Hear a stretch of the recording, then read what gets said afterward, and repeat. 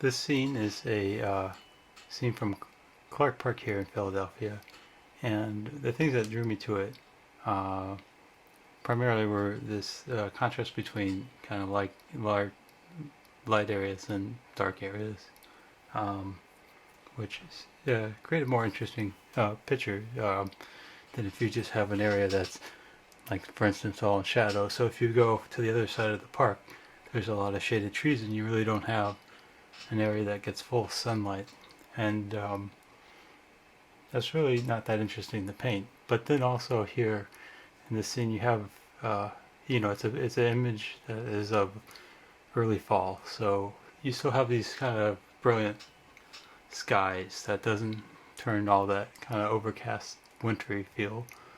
Um, you have these sinister shadows that seem to be kind of not really responsive to the weather, but kind of just a kind of a ominous feel. And then this grass that is in full sunlight um, is a result of the shortening days, making it less green, and then also just a full summer of people and dogs uh, walking all over it. You can even see this bald patch here that is just bare dirt. Um, and it's just kind of a scene that when I saw just kind of leapt out and I wanted to paint.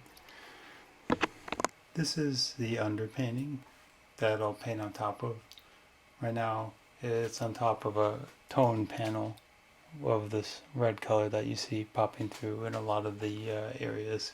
The paint I applied is pretty thin, so it kind of looks like it's at sunset now, but that's going to change once the painting's finished. It'll look more like a sunny day, And one thing I'm trying to do with my underpaintings is not to be so fixated on details, and even I'll just make broad shapes and even kind of blend them in so that they barely make sense at this point. So that'll allow me to change them if I need to, and not be so set in stone about it. This point is just to make something on the canvas that covers everything, and it will give me a kind of a guide to where I need to go. I wanted to refine the painting more. You can see I'm starting to commit to more shapes, and there's still a lot of the painting that is in a raw state, and it's kind of like that throughout the whole painting. So it's important to me to develop it generally in the same pace, and I'm not picking certain areas to finish and then move on to the next area. There's definitely some points that just by looking at it I can tell it kind of stands out in a weird way, like this tree here is just for whatever reason very obvious that it's just sticking out. So the next phase is kind of making everything a bit more even, adding a few more details, but waiting till the end to do the last bits. More work has been done on the painting. I spent a lot of time adjusting the greens in the field and flushing out some of the tree line, and also trying to get rid of the tone of the panel that was showing through in the previous session.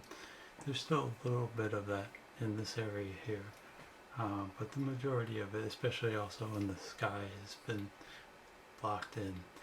And I think what I want to work on next maybe is adjusting these shadows, because they seem pretty stark compared to the rest of the image, and I don't know, they are dark, but it seems like they're standing out too much. I finished off the painting by focusing primarily on these shadow areas, and I did two strategies to get them to integrate better with the whole lawn here. And first I tried just keeping the same value as I had before, and then but warming up the greens. And there was still this kind of uncomfortable contrast between these shadows that would really stick out from the light areas.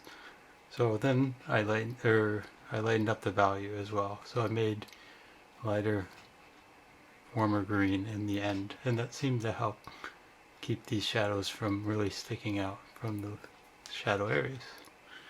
And at that point, I believe I reached a stopping point.